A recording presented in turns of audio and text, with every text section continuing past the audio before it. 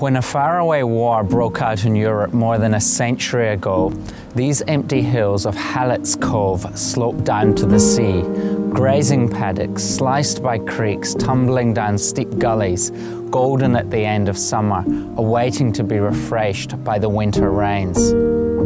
There likely wasn't a house in sight. This place was half a day on horseback from the city. It was rural farming country, a place which had to be worked hard to scratch a living from the earth. The nearest villages were Brighton and Marion to the north, and Brunella off to the east. Scattered across the landscape stood the occasional giant gum, left behind to provide shelter to stock, like giant sentinels standing guard. Our unknown soldier farmed these paddocks. He knew the gullies, the water holes, the sheltered vales. He daily rode these hills on his horse. Often he would get up early and see first light creep into the sky as the sun climbed above the Mount Lofty ranges, and the dark cliffs to the north and south of the cove framed a powdery grey, then indigo, then purple, then blue ocean. He knew the boulders on the beach, the way the waves arced around them, spreading up onto the sand, carrying a cacophony of small pebbles as they moved forward. These paddocks, this hillside, this place, this was his home, his work, his life. It was where he thought of his wife and child. It was where he made plans. It was where he contemplated and where he gave thanks. The grassy slopes of Hallett's Cove were his world. He did not know Gallipoli.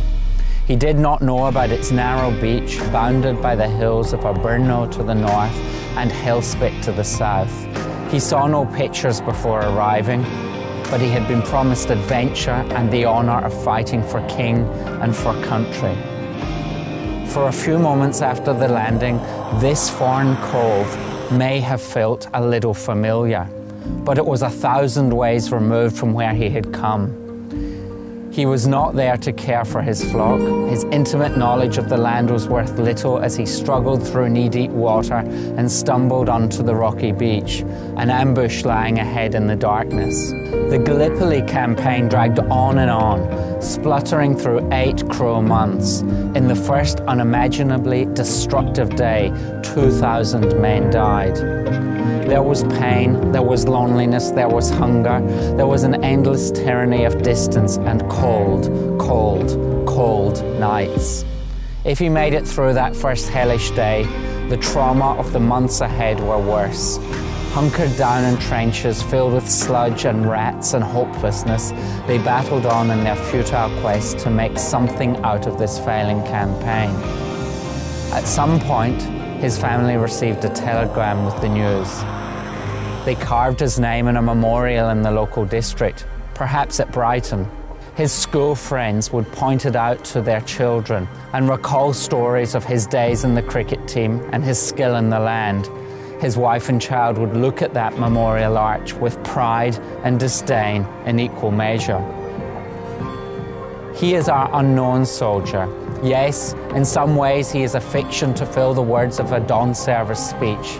But his story, his traits, his knowledge, his skills, his journey, his family, his place traveling on horseback across this landscape, they are elements of this unknown man that when woven together make sure he and 10,000 like him are known. His legacy is our freedom. His sacrifice is our proud nation's strength today. His spirit is knitted into the DNA of our nation. He is unknown to us, but we are shaped by him, where he went, what he did, and what he stands for. He is unknown to us, but we thank him.